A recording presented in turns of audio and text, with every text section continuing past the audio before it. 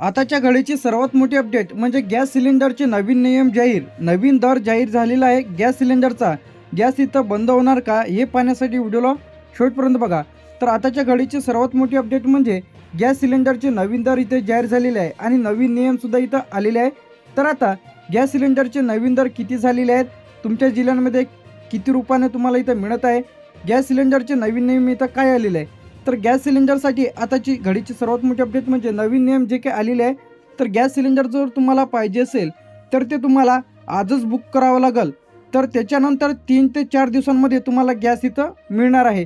पहिली जी अट म्हणजे यामध्ये त्याचप्रमाणे आता तुमची जी काही बुक झाल्याच्या नंतर तुम्हाला 3 ते 4 दिवसांमध्ये गॅस तुम्हाला इथं मिळणार आहे। तर आता बरेच जिल्ह्यांमध्ये गॅस सिलेंडर इथं मिळत नाही आहे। तर मध्यम पूर्वेतील युद्ध जे काही आता सुरू आहे, तर यामध्ये आता LPG गॅस पुरवठा मोठा ताण इथं आलेला आहे। तर आता भारतामध्ये 60 ते 90% LPG गॅस इथं आता सर्वचीकडं जे काही कमतरता इथं येत आहे। तर आता घरगुती गॅस सिलेंडरमध्ये जे काही 60 रुपयांनी इथं वाढ झालेली आहे। तर आता यामध्ये 14 आता यामध्ये भरपूर ऑप्शन इथं अपडेट्स इथं आलेले आहे। तर आता यामध्ये जे काही घरगुती गॅसमध्ये 31% वाढ झालेली आहे। किती वाढ झालेली आहे? 31%। तर आता बरेच जे काही यामध्ये जिल्ह्यांमध्ये, तर आता या जिल्ह्यांमध्ये मुंबई शहर, मुंबई उपनगर, ठाणेमध्ये किती झालेलं आहे? 912.50, पिंपरी चिंचवड, पुणे यामध्ये 916, तर काही ठिकाणी 912 रुपये याप्रमाणे, नागपूरमध्ये 964.50। तर आता वेगवेगळ्या जिल्ह्यांमध्ये वेगवेगळे नवीन दर इथे जाहीर झालेले आहे। छत्रपती संभाजीनगरमध्ये 921.50 रुपये, अहमदनगरमध्ये 926.50, अकोल्यामध्ये 933। तर आता याच्या संख्येमध्ये कमी जास्त होऊ शकते। अमरावतीमध्ये 946.50 रुपये, नाशिकमध्ये 920 ते 930 रुपये। तर आता कुठं कुठं याचे जे काही भाव आहे ते 1000च्या वरती घेत आहे, 2000, 1500 अशा पद्धतीने इथं वसुली करत आहे जे की ब्लॅकमध्ये।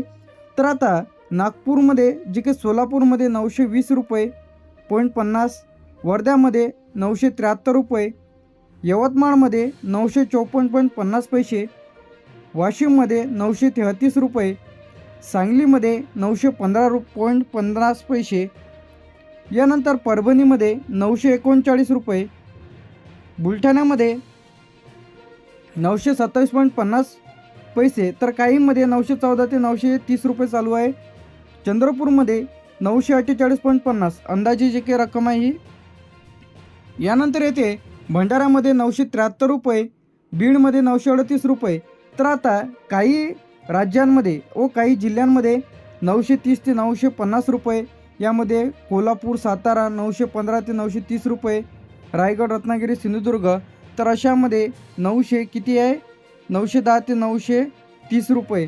यानंतर धुळे, जळगाव, नंदुरबार 920 ते 940 रुपये, जालन्यामध्ये 930 ते 940 रुपये।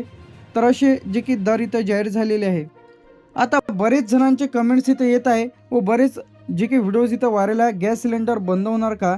तर अनेक सोशल मीडियावर इथं चर्चा सुरू आहे। तर गॅसचा साठा आता कमी आहे, ट्रान्सपोर्टची समस्या, जे की आता गॅस इथं बंद होणार नाही आहे, अफवावर लक्ष देऊ नका।